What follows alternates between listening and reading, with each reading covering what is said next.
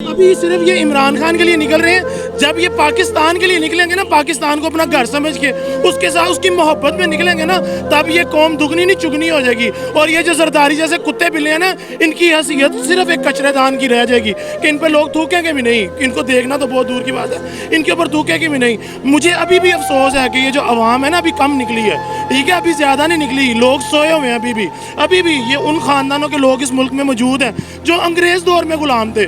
उनमें गुलामी तब की अभी तक उनकी जिन्स में ब्लड में चल रही है। जब तब उनकी वो गुलामी उनके जेल में से निकलेगी ना, तब वो पुरजोश होकर जब निकलेंगे ना कि मेरा घर है, ये मुल्क मेरा घर है, ये मुल्क में मेरी औलाद है।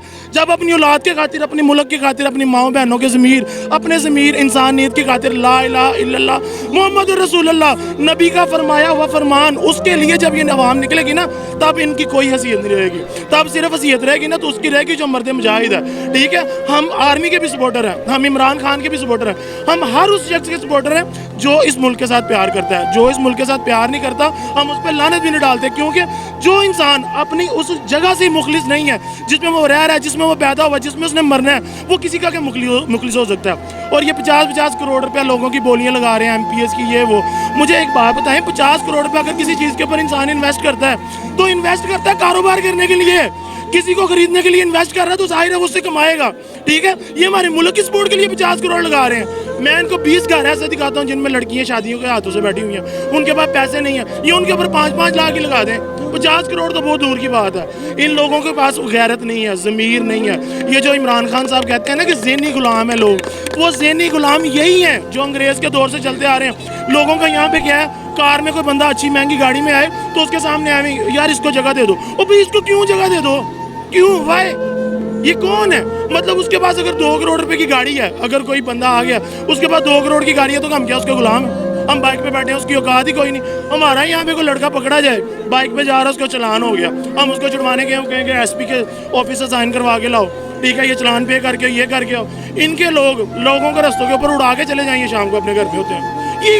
ये क्या कानून है? यानी कि हमारे लिए कानून है, मैं हॉस्पिटल में जाऊँ, ठीक है, मेरा कोई गवर्नमेंट हॉस्पिटल में, मेरे पास नहीं इतने पैसे, मैं गवर्नमेंट हॉस्पिटल में जाऊँ, मैं लाइन में लगाऊँ, जी करे जब तक मेरी बारी है तब तक मैं मर जाऊँ। और ये लोग इंग्लैंड में जा रहे हैं इलाज करवाने के लिए। यार कोई बात है करने वाली?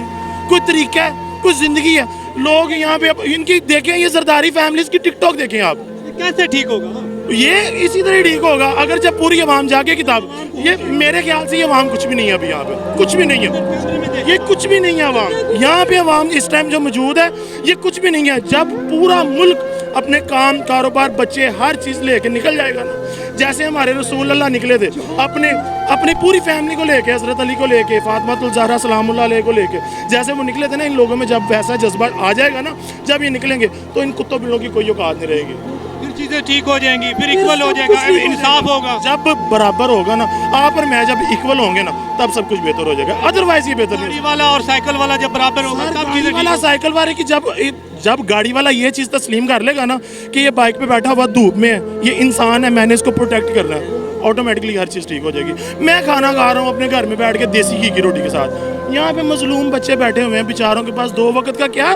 एक टाइम का खाना अच्छा खाने के लिए पैसे नहीं। छोड़े, एक बात आपने की कि गुलामी है, खून में, ब्लड में कुछ लोगों के गुलामी है, तो वो कैसे निकलेगी? सर ये तभी निकलेगी जब लोगों में ईमान जिंदा होगा, जब ईमान जिंदा होगा, जब ईमान की ताकत दिल में मजबूत हो जाएगी। आप पाकिस्तान को अपना घर समझने लगे, जब पाकिस्तान को अपना इस तरह घर समझेंगे जैसे अब आप हैं, ठीक है, आप एक नॉर्मल फैमिली से बिलोंग करते हैं, आप जाएंगे आउट ऑफ कंट्री चले जाते हैं, दिन रात मेहनत करते हैं या अपने शहर में मेहनत करते हैं, उस मेहनत को आप क्यों करते हैं कि मेरा घर इस्टेब्लिश हो जाए। जब आप वो वाली मेहनत इस कंट्री के लिए करेंगे ना, तब ये कंट्री सक्सेसफुल हो जाएगी। चाइना के बारे में एक बहुत बड़ी बात एक बंदे ने कही थी, अब मुझे उसका नाम याद नहीं, उसने कहा चाइना अभी सो रहा है, जब ये नींद से बेदार होगा तो लोग इसकी तरक्की से हिल जाएंगे, पूरी दुनिया को अपनी तरक्की से हिला देगा।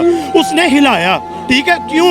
आज आप चाइना में जाएं, ठीक है, घर घर में काम हो रहा है, छोटी फैक्ट्री हो रही है, ठीक है, वहाँ पे मेरे को रिलेटिव्स हैं, वो चाइना में गए, तो वो उनको ना एक लेडी ने टाइम दिया कि मैं सुबह 8:15 पे आपके पास होटल के बाहर आ जाऊँगी, आपने 8:15 पे होटल पे मुझे मिलना है, ठीक है। वो मेरे वाला जो रिलेटिव है वो अल्लाह का बंदा 8:30 बजे आया, वो उसका वेट करती रही है। जब वो 8:30 बजे नीचे आया, उसने कहा मैं तुम्हारे साथ काम नहीं करूँगी, तुमने मेरी ज़िंदगी के 15 मिनट ज़ाया कर दिए जिनकी भरपाई मेरी कोई भी नहीं कर सकता। सारी यहाँ पे 50-50 घंटे एक बंदा बैंक में अपने पैसे लेने के लिए खड़ा होता है, उसको वो नहीं मिलते। उसकी जिंदगी की कीमत ही कोई नहीं। इधर लोगों के 70-70 साल की जिंदगी इसी हालात में गुजर गई है कि वो अपना घर बना ले।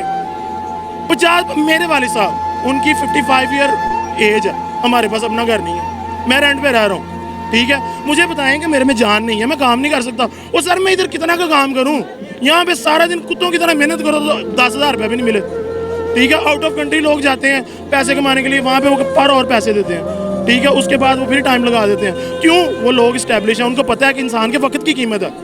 यहाँ पे किसी की कोई कीमत नहीं है। यहाँ अपनी में बात आपकी समझ गए, सियासतदानों ने सिर्फ अपने घर भरे हैं, अपनी जेबें भरी हैं, अपनी जायदादें बनी हैं, और हर बंदे की, हर सियासतदान की, बनाने के लिए आ रहे हैं। हर सियासतदान की जायदाद जो पड़ी है वो बाहर पड़ी है। किसी को भी चेक कर ले, किसी को भी।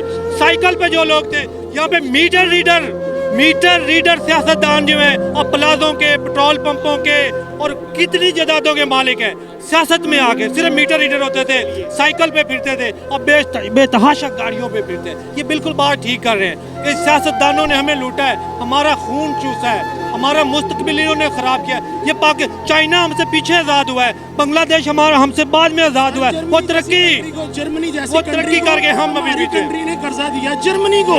सर जर्मनी का पासपोर्ट ये सारा मसला ना सिर्फ सियासतदान नहीं है, कानून भी है। आज आर्टिकल क्या था कि मतलब उसमें परमानेंट लीडर फैसला करेगा, उसने उसको पढ़ा तक नहीं है, कहते मैं नहीं पढ़ता। ये जब तक ये अदालतें ठीक नहीं होगी ना, जो कुछ भी हो जाए, अदालतों के बगैर कानून ये कुछ कर सकते हैं सियासतदान?